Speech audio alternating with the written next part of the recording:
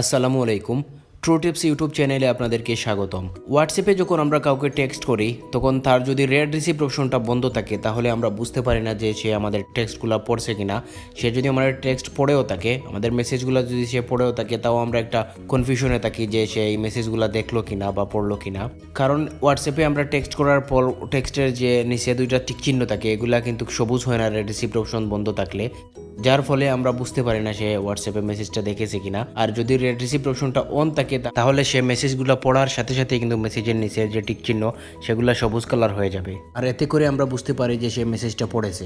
আজকের এই ভিডিওতে আমি আপনাদেরকে দেখাচ্ছি কারো রেড রিসিভ অপশন যদি বন্ধও থাকে তাও আপনি কীভাবে বুঝবেন আপনার মেসেজগুলো সে পড়ছে কিনা, আপনার এই কনফিউশন কীভাবে দূর করবেন। তার জন্য আমরা যেটা করব, তাকে একটা ভয়েস মেসেজ আমরা দিয়ে দেবো, যে এখান থেকে এই ভয়েস মেসেজের মাইকে টাচ করে আমরা কোনো কিছু রেকর্ড করতে চাইলেও রেকর্ড করবো, অথবা রেকর্ড করা ছাড়াও আমরা 2-3 সেকেন্ডের একটা ভয়েস মেসেজ আমরা তাকে সেন্ড করে দেবো।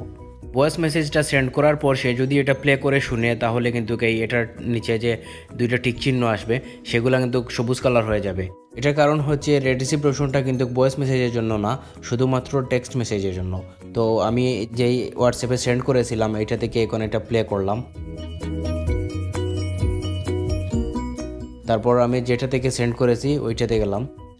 এইটাতে যাওয়ার পরে কিন্তু এখন দেখতে পাচ্ছি আমরা এখানে যে এটা সবুজ কালার হয়ে গেছে দুইটা টিক চিহ্ন। এতে করে আমরা বুঝতে পারলাম যে সে আমাদের প্রতিটা মেসেজই কিন্তু পড়ছে।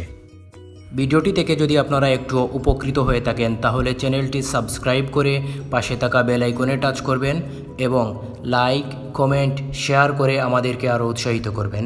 ধন্যবাদ সবাইকে।